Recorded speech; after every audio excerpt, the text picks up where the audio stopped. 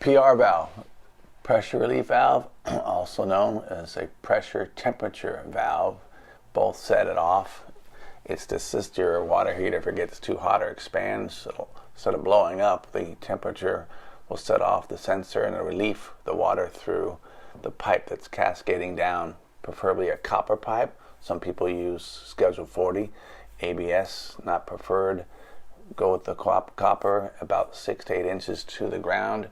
A better installation would be to put a Smitty pan under your water heater, so if it does leak, the water would go into the pan. That's the idea, conceptually. However, if you don't connect that pan to a drain and make it go outside away from your home, there's really no benefit to the pan, because any real water activity is going to fill up the pan and it's going to overflow. So you need to plumb your Smitty pan.